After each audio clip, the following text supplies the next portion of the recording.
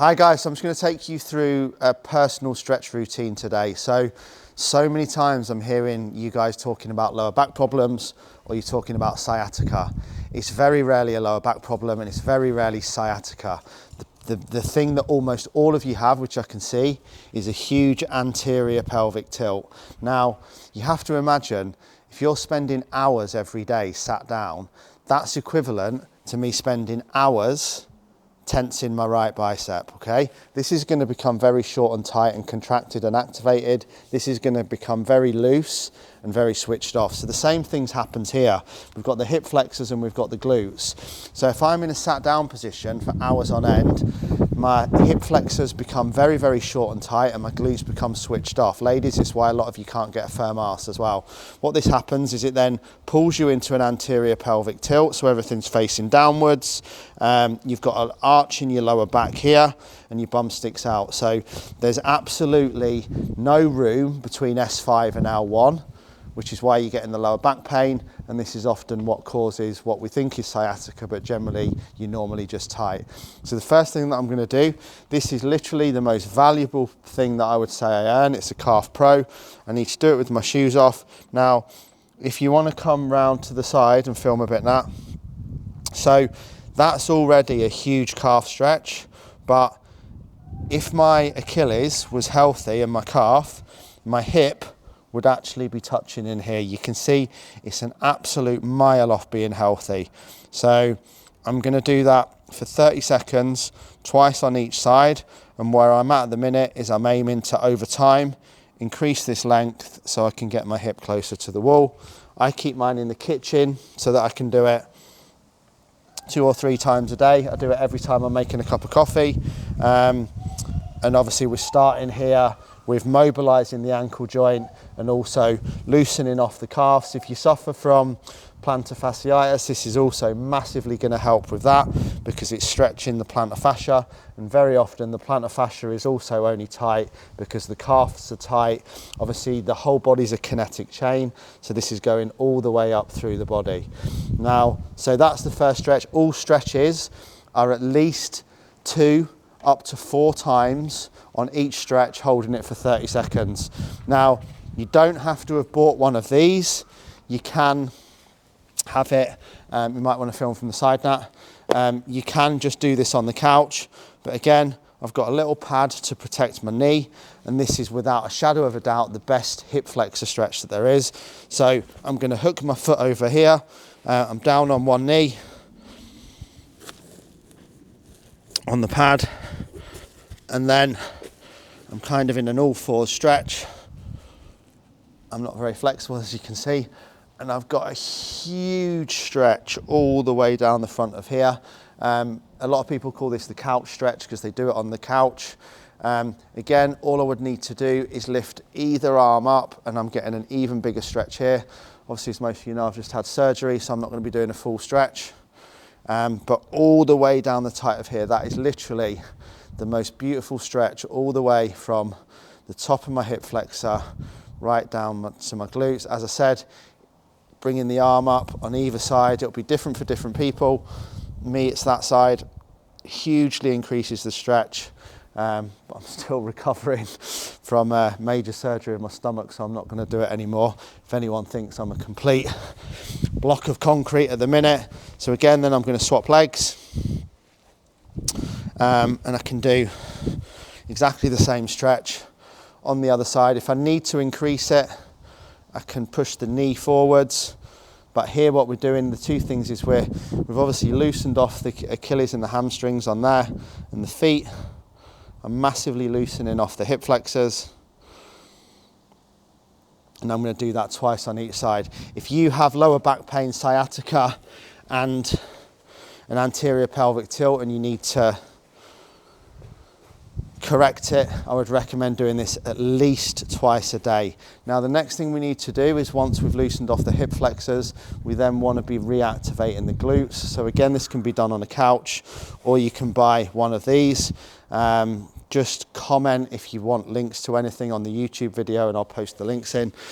So again, I'm going to be very careful because I'm still injured, but the simplest way for us to reactivate the glutes is just working on very slow and steady glute bridges. So again, we're not throwing things up, we're looking to curl under, activate the glutes, come up, and then we're going to squeeze right through. Almost imagine you've got a ping pong ball on your pubic bone and you're looking to roll it down. That's how high I'm looking to get the hips.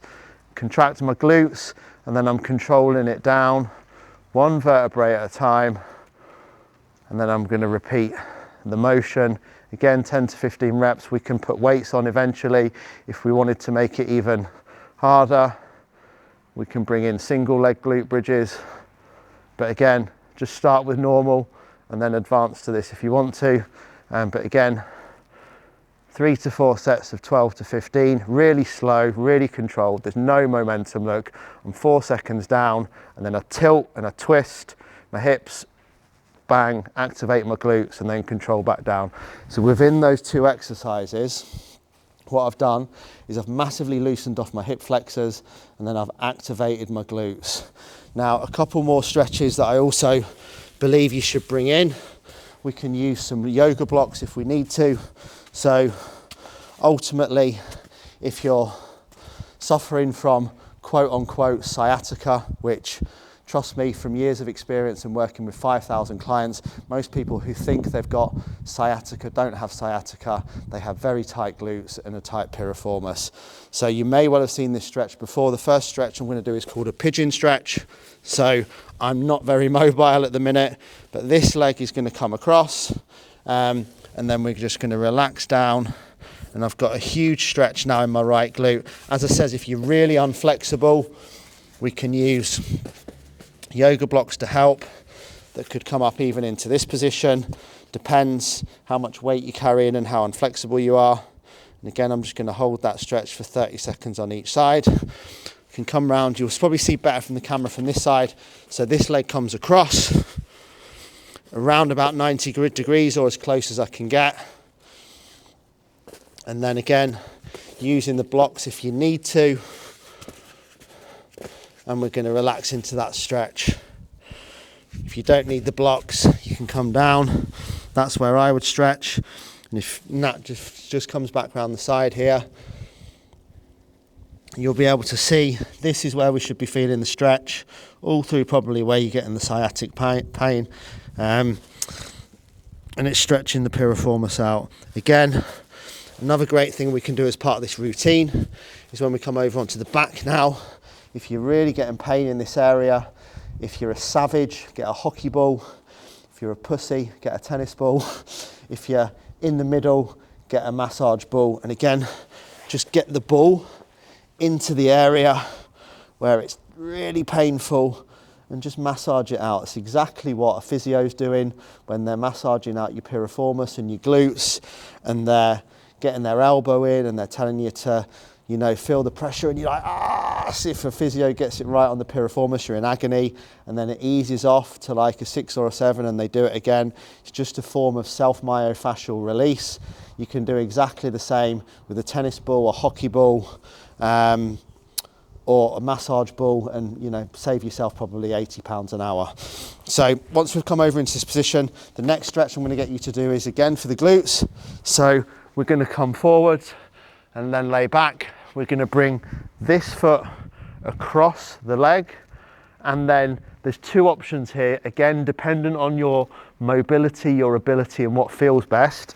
Is either place this arm through the gap, this arm round the edge, and then when you pull back, I've got a huge glute stretch. Or if I'm not really feeling that, I can keep this same stretch and I can grip the top of my leg. Personally, this one's better for me. And then I can pull it across. I'm going to do it for that side for the camera. So this leg comes across, this arm goes through the middle, and we stretch it back. Again, that's not particularly comfortable for me, but as I said, I've just had major stomach surgery. So I would grab this leg and I'm going to pull it across, and I've got a monumental stretch all down my IT band on this side, all through this glute. Absolutely lovely stretch. So we've done 2 glute stretches, we've done the hip flexors, we've done the glute activation, and then just to finish, because I don't want this to be too long, there's lots of extra things I can add into here, in terms of stretching, and I'll add an extra, I'll do an extra session when I show you some different blocks and tools that I use. But the other one as part of this routine is what's called a dead bug, because the other main reason why people have an anterior pelvic tilt is generally three things. It's the tight hip flexors, it's the inactive glutes, and it's a very weak core, which means the whole area is collapsing.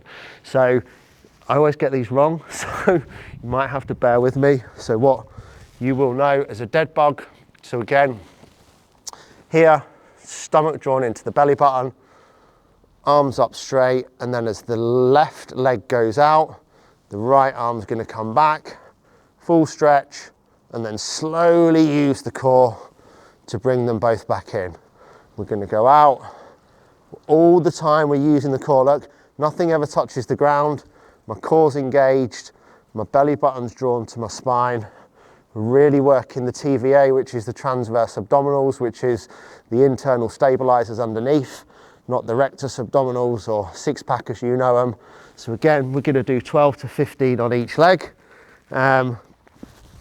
And then we're also going to finish with an extra transverse abdominals exercise, which again, the amount of you guys that I see doing in this gym, not you guys, people in general that do the worst planks I've ever seen in the world. If you're turning your body into two beer mats, what would two beer mats do if you put them like that?